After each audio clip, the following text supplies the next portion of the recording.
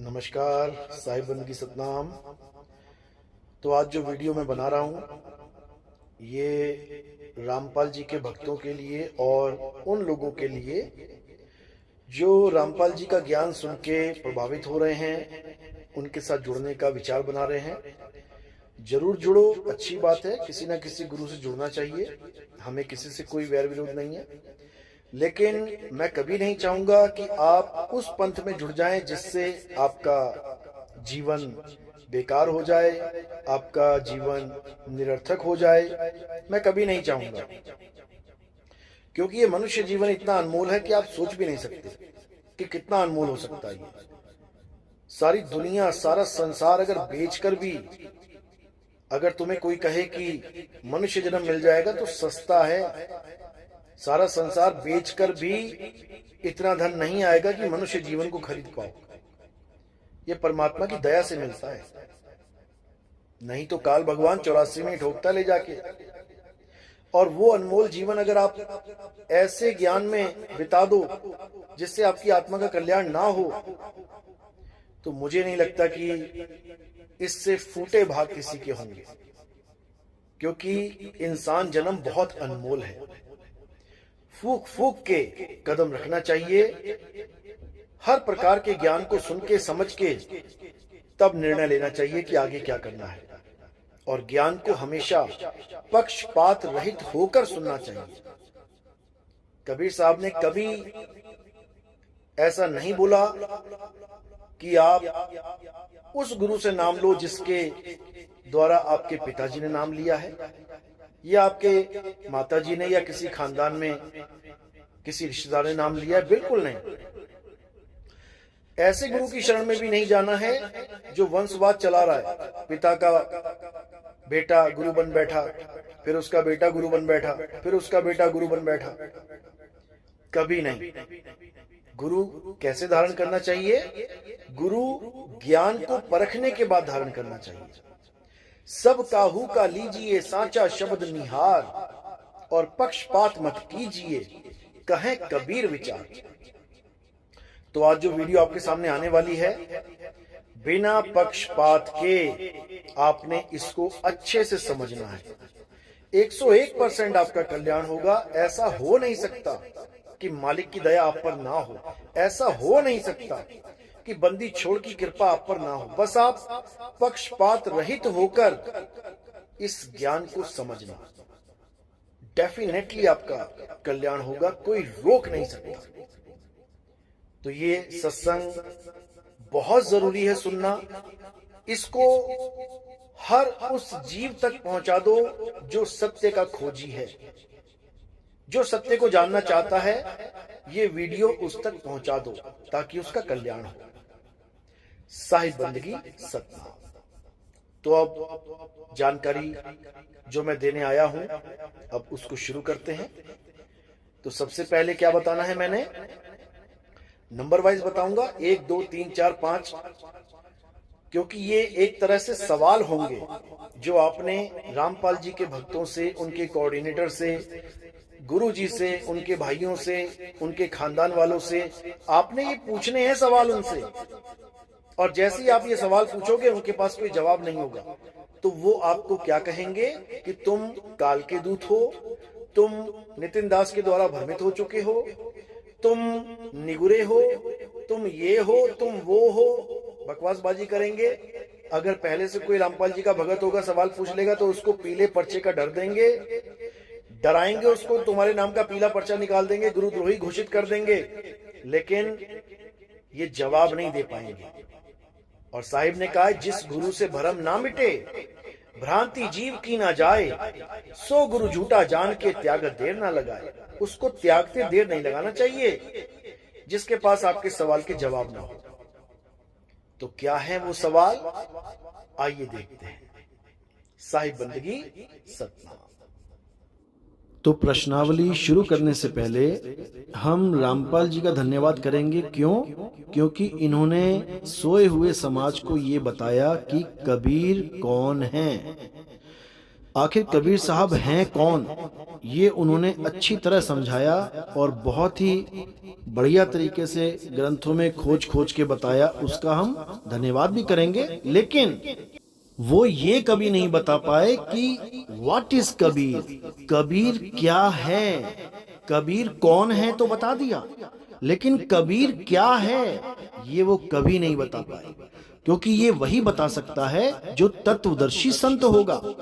क्योंकि कबीर कोई काया नहीं है, कबीर काया से परे आत्म सत्ता है। तो उसके बारे में आज हम पूरी जानकारी भी लेंगे और उन सवालों को भी रखेंगे जो इनके पंथ को 101% अधूरा सिद्ध कर देंगे। तो हमारा पहला सवाल है कि अगर रामपाल जी महाराज परम पिता परमात्मा हैं, जैसा कि इनके भगत ये मान के बैठे हैं कि रामपाल जी महाराज ही परमात्मा हैं, हरि आए हरियाणे नो, वहां पर रामपाल जी महाराज के माता और पिता की फोटो बना के उनके हाथों में रामपाल जी का छोटा सा शरीर यानी बचपन का शरीर पकड़ा दिया जाता है और बताया जाता है कि ये अवतरित हो गए परमात्मा। तो भाई अगर ऐसे अवतरित होते हैं परमात्मा, तो परमात्मा को 25 सालों तक हनुमान जी की साधना करने की क्या जरूरत पड़ गई?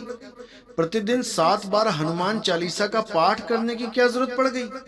18 वर्षों तक राजस्थान में सालासर बालाजी के मंदिर में जाने की क्या जरूरत पड़ गई? उसके बाद कृष्ण जी को भी अपना इष्ट मानने की क्या जरूरत पड़ गई? इतना ही नहीं, खाटू श्याम जी की भी पूजा करते थे, घंटों ध्यान लगाते थे। ये परमात्मा का हाल है। परमात्मा ऐसे देवी देवताओं की पूजा करता है। जिसको ये अवतार घोषित करने में लगे हैं वो तो एक आम इंसान, एक आम भगत की तरह इन देवी देवताओं की पूजा में लीन है। उसको परमात्मा कैसे घोषित कर दिया इन्होंने? तो अब आगे भी देखते हैं कि आखिर परमात्मा का जो नाम इनके जीवन में आया वो आया कहां से। अभी तक तो ये देवी देवताओं के ही पूजा पाठ में लीन है। आगे देखते हैं। तो कहते हैं इतना कुछ करने के बाद भी ना तो इनको शारीरिक सुख मिला और न मानसिक शांति मिली। परमात्मा को पाने की तड़प से आप साधु महात्माओं से मिलते रहते थे। एक दिन आपकी मुलाकात कबीर पंथी महान संत 107 वर्षीय स्वामी रामदेवानंद जी महाराज से हुई। आपने स्वामी जी से पूछा कि परमात्मा की प्राप्ति कैसे हो, वह मानसिक शांति कैसे मिले। स्वामी जी ने पूछा कि आप किसकी पूजा करते हो? तब हमने बताया कि मैं व्रत करता हूँ, उपवास रखता हूँ, मंदिरों में जाता हूँ, हनुमान जी, कृष्ण जी, श्याम जी की यानी खाटू श्याम जी की उपासना करता हूँ, सभी त्योहार मनाता हूँ और श्राद्ध आदि भी निकालता हूँ। तब स्वामी जी ने आप जी से कहा, यानी परमात्मा से स्वामी जी ने कहा, परमात्मा को समझा रहे हैं स्वामी जी, क्या कहा कि आप जो साधना करते हो यह ना तो परमात्मा को पाने की है और ना ही मानसिक शांति देने की। बताओ, यानी स्वामी रामदेवानंद जी परमात्मा को समझा रहे हैं कि भाई तुम देवी देवताओं के चक्कर में पड़ गए हो, अब देवी देवताओं को छोड़ दो और कबीर साहब की जो पुरानी फोटो है, सफेद दाढ़ी, सफेद बाल, टोपी, उस फोटो के आगे दंडवत करना शुरू कर दो, देसी घी की खड़ी जोत जलानी शुरू कर दो, तब तुम्हारी मुक्ति हो जाएगी। बताओ, परमात्मा भी गलतियां कर रहा है और परमात्मा को सुधारा जा रहा है। बताओ ये कैसा परमात्मा है? तो मेरे भाई इस भ्रम से बाहर निकल जाओ कि रामपाल जी कोई परमात्मा है। आखिर परमात्मा क्या है ये आपको थोड़ी देर में समझ में आ जाएगा। तो पहले इस भ्रम को निकालो कि ये कोई परमात्मा है। ये तो एक जिज्ञासु जीव है, जैसे बाकी पूजा कर रहे थे ये भी करने लग गया। अब इसको ऐसा गुरु मिल गया जिसने इसको उस पूजा करने से रोका तो ये रुक गया। अभी आगे और स्टोरी लंबी है और सुनो। स्वामी रामदेवानंद जी की शरण में आके एक काम तो अच्छा हो गया कि इनको इतना पता लग गया कि देवी देवताओं की भक्ति करने से मुक्ति प्राप्त नहीं होगी। बहुत अच्छी बात है। और आगे चल के क्या हुआ कि इन्होंने पाठ सेवा शुरू कर दी, यानी ये पाठी बन गए और गरीबदास जी का जो ग्रंथ है उसका पाठ करने लगे, लोगों को पढ़ के सुनाने लगे। धीरे धीरे धीरे ये उस आश्रम में अच्छे सेवादार बन गए, गुरुओं की सेवा करना शुरू कर दिया। बहुत अच्छी बात है, गुरुओं की सेवा करनी चाहिए। लेकिन धीरे धीरे धीरे जब और आगे बढ़े, लोगों ने इनसे पाठ करवाना शुरू कर दिया अपने घरों में, तब धीरे धीरे धीरे आगे बढ़ते बढ़ते इन्होंने वो काम कर दिया जिसके लिए ये इस दुनिया में आए थे। कबीर सागर में इनके बारे में बहुत अच्छा समझाया गया है। जो परमात्मा के विवेकी हंस होंगे वो मेरी बात एक बार में ही समझ जाएंगे कि इस रामपाल जी अर्थात हंस मुनि काल दूत के बारे में जो 12वें पंथ अर्थात गरीबदास जी के पंथ में घुसेगा और खूब सेवा करेगा, उसके बाद खुद ही कबीर बन के बैठ जाएगा और बहुत से चमत्कार दिखा के लोगों को काल के जाल में फंसाएगा, इन 52 अक्षरों के मंत्रों में फंसाएगा, ओम कलियम हरियम शरियम में फंसाएगा। आइए देखते हैं इसका पूरा प्रमाण। तो कबीर सागर में जब आप 12 पंथों के काल दूतों का विवरण पढ़ोगे तो 12वें पंथ के काल दूत का नाम रखा है कबीर साहब ने हंस मुनि काल दूत। हंस मुनि इसका नाम इसलिए रखा है कि ये दिखने में तो हंस यानी कबीर पंथी लगेगा, लेकिन सारे काम मुनियों वाले करेगा। ये यज्ञ भी करेगा, ये पूजा पाठ भी करेगा, ये खड़ी बत्ती देसी घी की बत्ती जला के पूजा भी करवाएगा और ये मुनियों वाले काम करेगा यानी मंत्रों का जाप करेगा और करवाएगा। ये इस हंस मुनि के बारे में कबीर सागर में पहले से ही वाणी दर्ज है।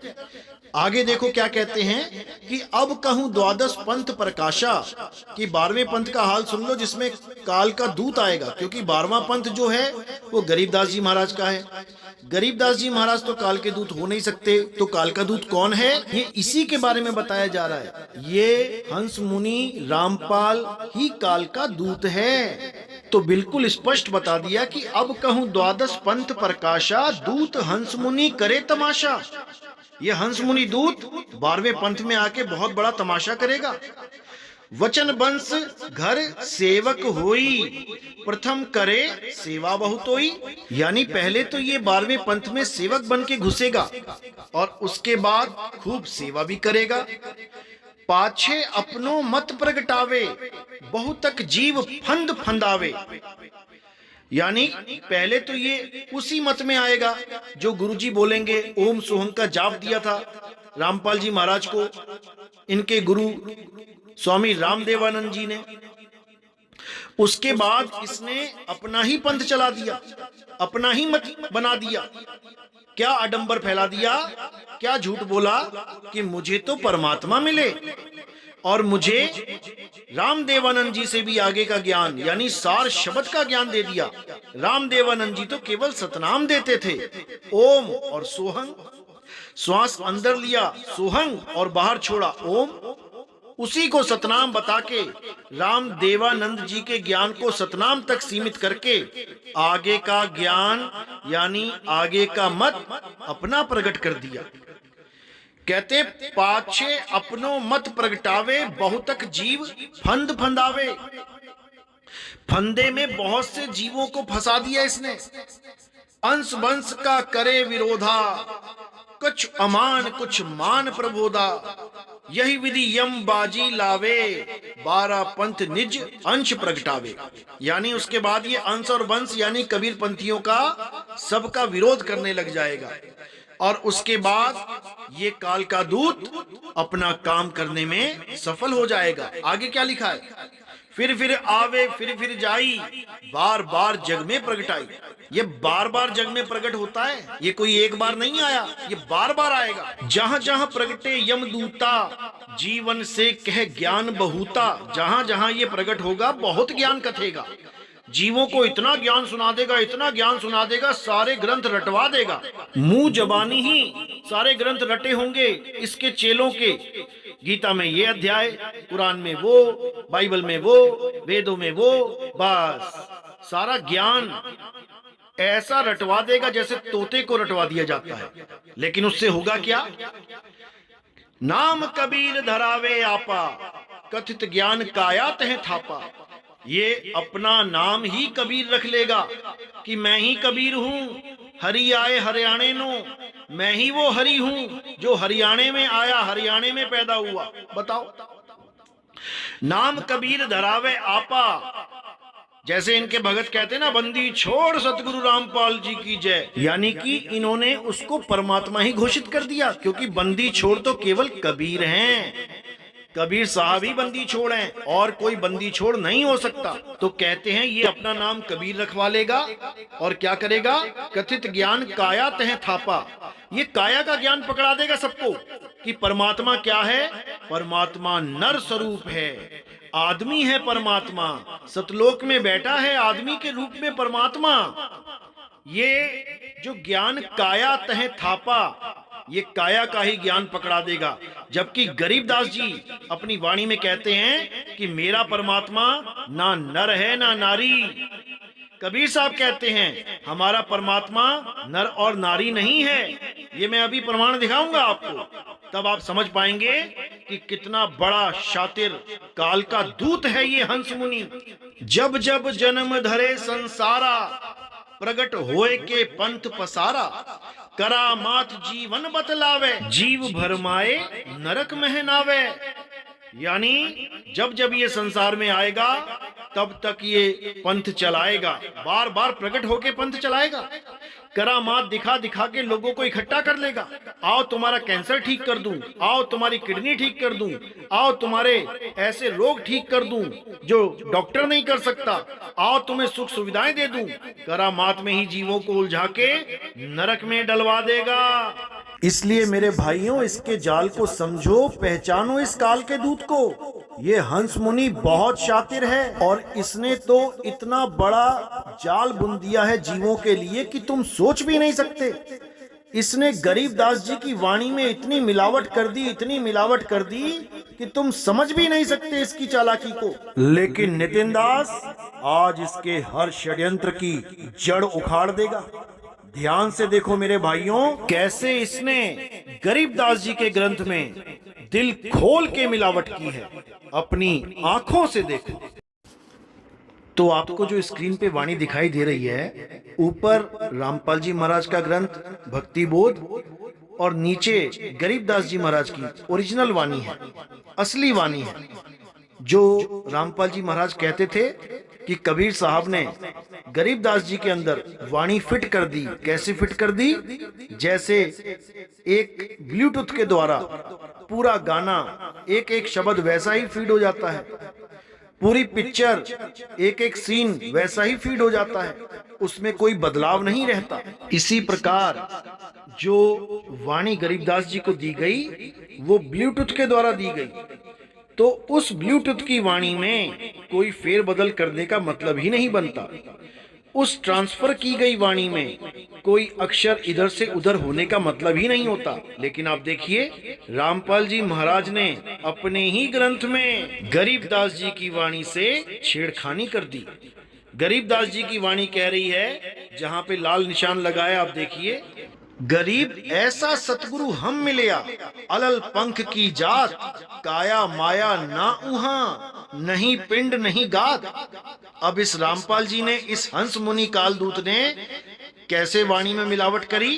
क्या लिखा है ऊपर देखिए, गरीब ऐसा सतगुरु हम मिलया, अलल पंख की जात, काया माया ना वहां, नहीं पांच तत्व का गात।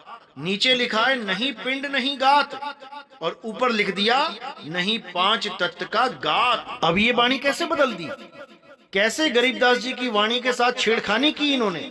जबकि खुद ही अपने सत्संग में बताते थे कि एक आदमी ने गरीबदास जी की वाणी से छेड़खानी करने की कोशिश करी तो उसको अधरंग हो गया।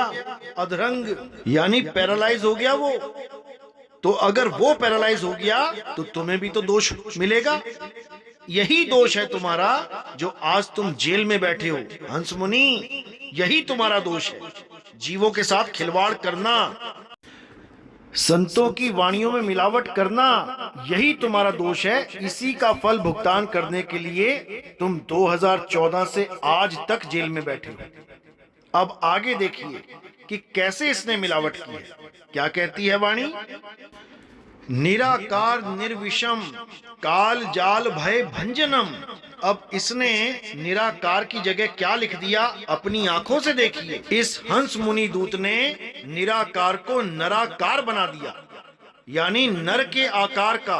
गरीबदास जी कह रहे हैं निराकार, यानी उसका कोई आकार नहीं है, वो आदमी या औरत जैसा नहीं है। लेकिन इस हंस मुनि कालदूत ने परमात्मा को नर आकार बना दिया, यानी आदमी जैसा दिखने वाला।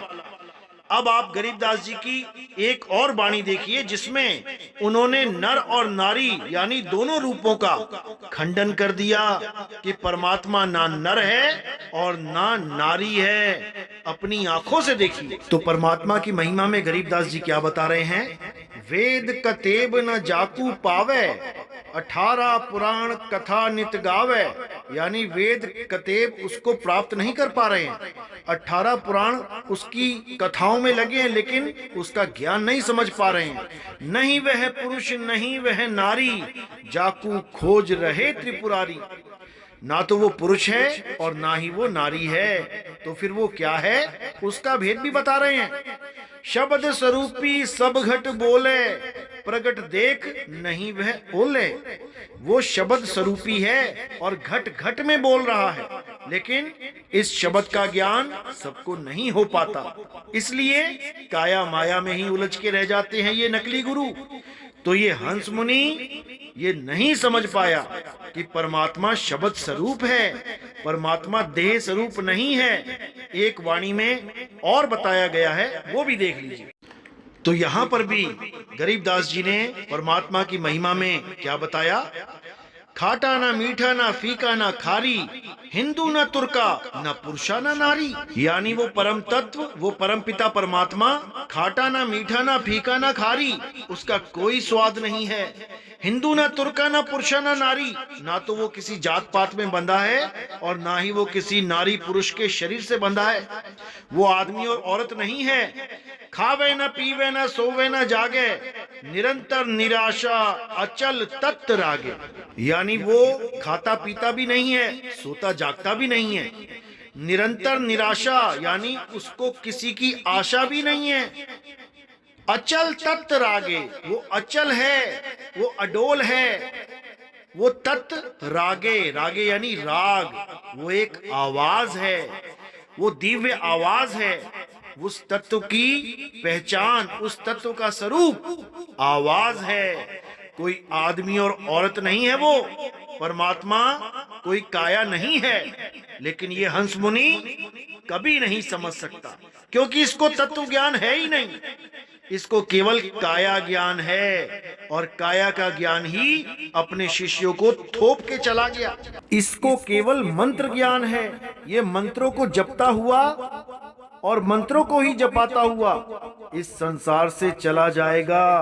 और कबीर साहब समझाते रहे, ना मैं जप में ना मैं तप में, लेकिन ये वाणी को ना समझता हुआ जप करता ही चला गया और करवाता चला गया, और 52 अक्षरों के जाल को ना समझकर खुद भी फंस गया और अपने चेलों को भी 52 अक्षरों में ही फंसा के चला गया। तो देखिए आगे क्या मिलावट की है। देखिए असली वाणी में फिर निराकार निर्लेप निरंजन गुण अतीत तिहु देवा, यहाँ निराकार लिखा है। और रामपाल जी अर्थात इस हंस मुनि ने इसको फिर नराकार निर्लेप निरंजन बना दिया। ये निराकार को नराकार बनाने में ही लगा हुआ है। तो इसको समझो आप कि कैसे ये वाणी में मिलावट कर रहा है। अब आगे देखिए, गरीबदास जी की वाणी में लिखा है, सुख सागर रत्नागर निर्भय, बिन मुख बानी गावही। यानी वो असली बाणी बिना मुख के गाई जाएगी, यानी उस बाणी को ये मुख उच्चारण नहीं कर सकता। और इस हंस मुनि ने क्या लिखा है, सुख सागर रत्नागर निर्भय, निज मुख बानी गावही। यानी अपने मुख से बानी गाओ। ये ऐसी मिलावट की है इसने कि आप इसका भेद नहीं समझ पाएंगे। आगे गरीबदास जी ने लिखा है, बिन आकार अजोख निर्मल, दृष्टि मुष्टि नहीं आवही। और इस हंस मुनि ने क्या लिखा है, झिन आकार अजोख निर्मल। बिन आकार को इसने झिन आकार बना दिया, ताकि कोई सवाल ना पूछे कि बिन आकार यानी कि बिना आकार के वो कैसा है परमात्मा। तो बिन को झिन बना दिया इसने। इतनी मिलावट की है इसने। आगे गरीबदास जी महाराज वाणी में कहते हैं, गरीब ऐसा सतगुरु हम मिलया, तेज पुंज के अंग, झिलमिल नूर जहूर है, रूप रेख नहीं रंग, यानी उसका कोई रूप रेख और रंग नहीं है। और इस हंस मुनि ने क्या मिलावट कर दी, गरीब ऐसा सतगुरु हम मिलया, तेज पुंज के अंग, झिलमिल नूर जहूर है, नर रूप श्वेत रंग। देखो श्वेत बना दिया इसने, सफेद रंग का आदमी बना दिया, नर रूप। और नीचे क्या लिखा है गरीबदास जी की असली वाणी में, रूप रेख नहीं रंग। ऐसी मिलावट करके इसने अपना जन्म बर्बाद कर लिया, इसीलिए जेल में बैठा है ये।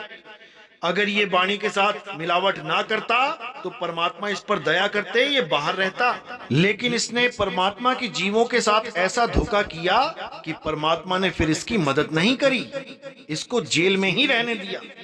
वरना मालिक चाहे तो क्या नहीं कर सकते, वो कभी भी इसको निकाल सकते हैं। लेकिन जीवों के साथ धोखा करने वाले का परमात्मा कभी साथ नहीं देते। तो आगे गरीबदास जी की वाणी में देखिए क्या लिखा है, सुन्न मंडल सतलोक चलिए, नौदर मूंद बेसुन्न है, बिन चश्मेओं एक बिंब देखिया, बिन श्रवण सुनी धुन है। उस दिव्य धुन को सुनने की बात बताई जा रही है, बिना श्रवण यानी बिना कानों के, उसको देखने की बात की जा रही है, लेकिन बिन चश्मेओं, बिना निगाह के, बिना आंखों के। और इन्होंने बदल के क्या लिख दिया, सुन्न मंडल सतलोक चलिए, नौदर मूंद बिसुन्न है, दिव्य चिस्मियों। जहां लिखा है बिन चिस्मियों, इन्होंने दिव्य बना दिया, एक बिंब देखिया।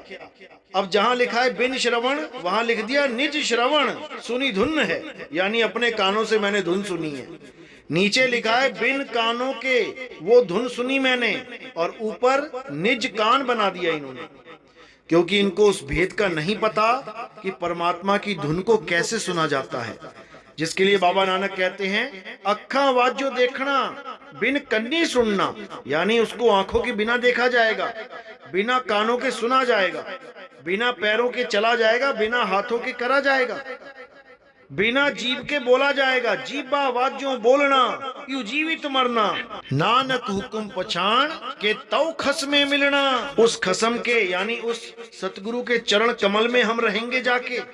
देखो लिखा भी है, चरण कमल में हंस रहते बहुरंगी बरियाम है, सूक्ष्म मूर्त श्याम सूरत अचल अभंगी राम है। वो अचल है, वो चलता नहीं है, वो अचल है। और उस अचल के चरणों में ये जीव जब समाएगा तो वो भी अचल हो जाएगा। लेकिन ये हंस मुनि इस अचल अवस्था को जानता ही नहीं है। जबकि गरीबदास जी की वाणी कहती है, सतगुरु के लक्षण कहूं अचल विहंगम चाल, हम अमरापुर ले गए ज्ञान शब्द सरघाल। इसको अचल का पता ही नहीं है, अचल होता क्या है। गीता में अध्याय 2 24वां श्लोक यही समझा रहा है कि वो आत्म राम, वो परमात्मा अचल है, सदा स्थिर रहने वाला है। उसके चरणों में हमने लीन हो जाना है तो हम भी अचल हो जाएंगे। लेकिन इस भेद को ये हंस मुनि नहीं जानता, इसको केवल मंत्र जपने का ही ज्ञान है। ये जपी है, तपस्या छुड़वाता है, वरना तपी भी हो जाता ये। तो जपी और तपी और सन्यासी किसी का कल्याण नहीं कर सकते। केवल और केवल अचल आत्मा का भेद रखने वाले, अचल आत्मा का भेद समझाने वाले सतगुरु ही हमारा कल्याण कर सकते हैं। ये हंस मुनि जैसे कालदूत अक्षरों के जाल में ही उलझे रह जाएंगे, ये किसी का कल्याण नहीं कर सकते। गरीबदास जी समझा रहे हैं, अक्षर ज्ञान गलत है भाई, निह अक्षर निस्तारा, शंख कमल दल कल अजरावर, सकल रूप से न्यारा। यानी ये अक्षरों का ज्ञान बिल्कुल गलत है। जो तुम नाम जप रहे हो ये बिल्कुल गलत है। कोई नाम नहीं जपना, नाम है जप में, नाम है तप में। 1000 बार समझा के चले गए कबीर साहब, लेकिन इनके समझ में नहीं आ रहा।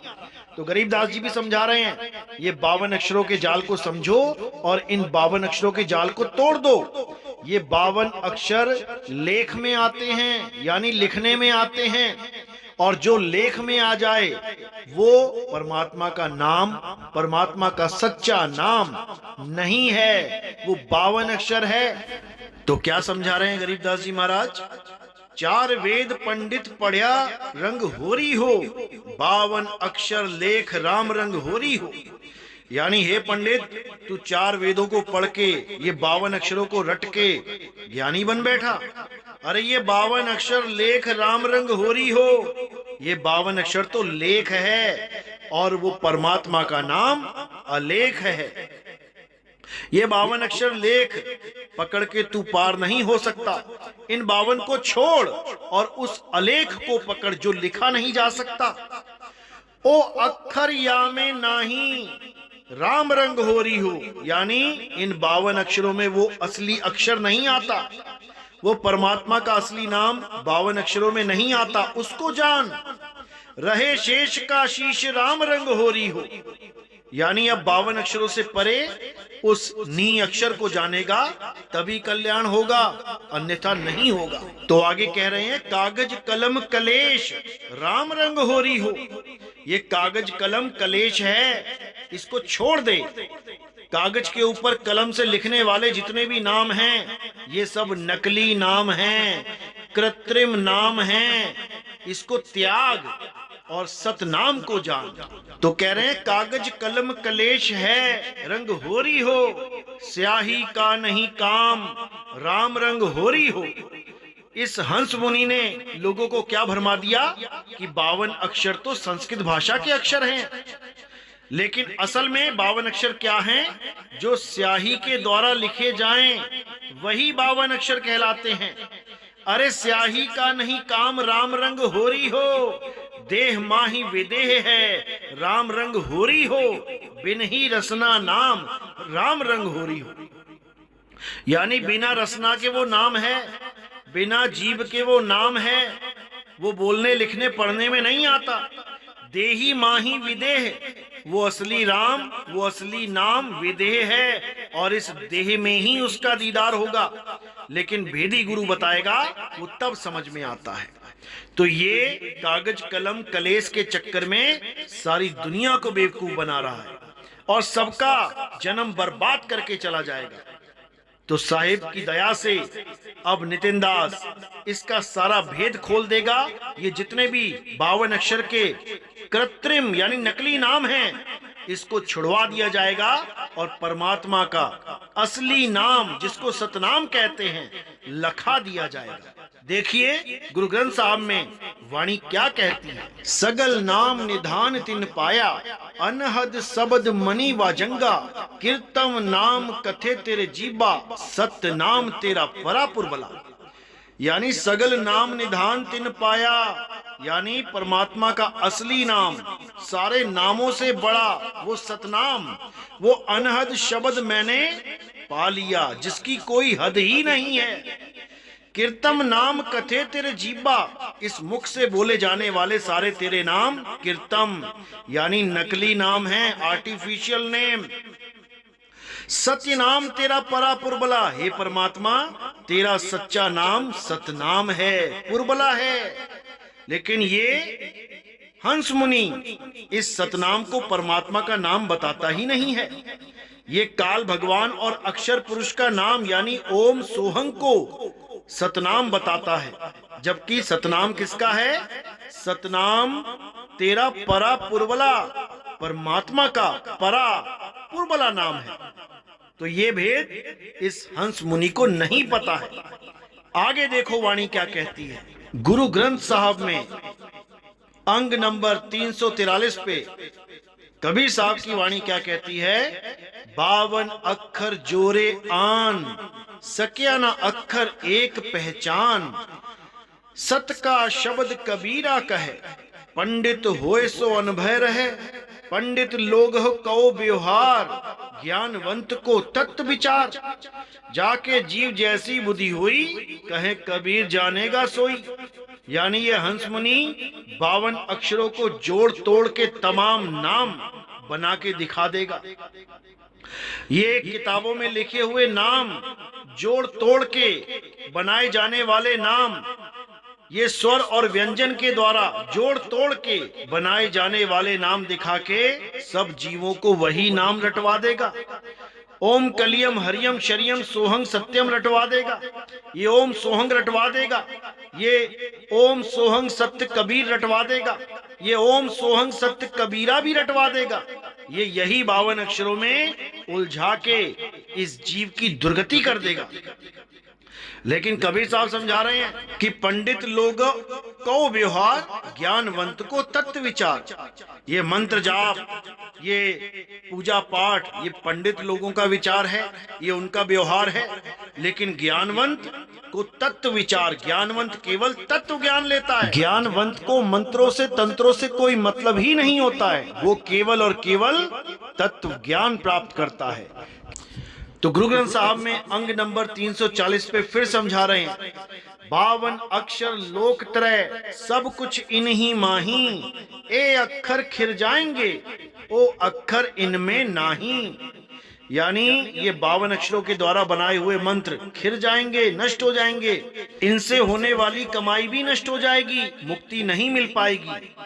तो कह रहे हैं वो अक्षर इनमें नाही, जो असली अक्षर है, जो असली नाम परमात्मा का है, वो 52 अक्षरों में नहीं है। और जो 52 अक्षरों के द्वारा नाम लिखे जाते हैं, कबीर साहब कहते हैं हम उसे नहीं मानते। ओ अंकार आदि में जाना, लिखे और मेटे ताही ना माना। ओ अंकार लखे जो कोई, सोई लिख मेटना ना होई। यानी मैं जिसको मानता हूँ वो ये लिखने और मिटाने वाले शब्द नहीं है। जो हमारे शब्द को लख लेता है उसका लिखना और मिटना खत्म हो जाता है। वो अलेख को जान जाता है, अडोल को जान जाता है, अबोल को जान जाता है, लेकिन ये हंस मुनि उसको नहीं जान सकता। ये 52 अक्षरों में ही उलझा रह जाएगा। तो कहते हैं 52 के जंजाल में फंस गया ये संसार, और सिमरन 52 का करे कैसे लागे पार। ये 52 अक्षरों को जप जप के नरकों में चले जाएंगे, ये कभी मुक्त नहीं हो पाएंगे। लेकिन परमात्मा के जो सच्चे हंस हैं, जो मालिक के विवेकी हंस हैं, वो अपने स्वरूप को जानेंगे, इस 52 अक्षर का खेल खत्म कर देंगे। तो इस हंस मुनि के बारे में कबीर साहब ने पहले ही कबीर सागर ग्रंथ में लिखवा दिया था, ताकि परमात्मा के बच्चे इस हंस मुनि को अच्छे से समझ जाएं, इसके जाल को तोड़ें और उससे आजाद हो जाएं। आज वैसे भी 15 अगस्त है, इसके जाल को तोड़ना है और आज आजादी दिवस में इसके जाल से आजाद हो जाना है। अभी तो शुरुआत है, इसके ऊपर मैं कम से कम 5 ऐसी ही वीडियो बनाऊंगा ताकि सारे जीव हंसों का निबेड़ा हो जाए, सारे जीव हंसों का जाल कट जाए। इस हंस मुनि के जाल से सारे परमात्मा के जीव आजाद हो जाएं। तो इस हंस मुनि का खेल 12वें पंथ में जब खत्म होता है, तब परमपिता परमात्मा का खेल शुरू होता है, जिसके लिए कबीर साहब ने कहा था, धर्मदास मेरी लाख दुहाई, ये मूल ज्ञान बाहर ना जाई। इस मूल ज्ञान को बाहर मत निकालना। कब तक नहीं निकालना? मूल ज्ञान तब लग छुपाई, जब लग 12 पंथ ना मिट जाई। जब तक इस हंस मुनि काल दूत का खेल खत्म नहीं होता, तब तक इस ज्ञान को हम उजागर नहीं होने देंगे। और जैसे ही 11 अक्टूबर 2018 को ये हंस मुनि जब आखिरी सांस तक उम्र कैद की सजा प्राप्त करता है, उसी के अगले दिन इसको जेल हो जाती है, और उसी के अगले दिन हमारा YouTube चैनल यानी कबीर साहब का 13वें पंथ का ज्ञान उजागर हो जाता है। 13 अक्टूबर 2018 को हमारा YouTube चैनल यानी कबीर साहब का 13वां पंथ पूरे संसार में उजागर हो जाता है। इसको कहते हैं संत वचन पलटे नहीं, पलट जाए ब्रह्मांड। और ये हंस मुनि जब से जेल गया है, तब से 50 बार ये तारीख फिक्स कर चुके हैं, गुरुजी अब निकलेंगे, गुरुजी अब निकलेंगे, 2015 में निकलेंगे, 16 में निकलेंगे, 17 में निकलेंगे। हजारों बार ये डेट चेंज करते रहे, क्योंकि ये संत नहीं, ये काल दूत हैं। इनकी परमात्मा अब सुनने वाला नहीं। अब परमात्मा के बच्चे जाग के, इनको त्याग के इस जंजाल से बाहर निकलेंगे। तो मेरे भाइयों, ये पहला पार्ट है। इस पार्ट को ज्यादा से ज्यादा वायरल करो। इस हंस मुनि काल दूत के शिष्यों तक इस वीडियो को पहुंचाओ और उनसे जवाब मांगो कि गरीबदास जी की वाणी के साथ छेड़छाड़ करने का अधिकार आपको किसने दिया है? कैसे आपने वाणी के साथ छेड़छाड़ किया? इनसे जवाब मांगो। ये तो अभी 1-2 सवाल ही हैं।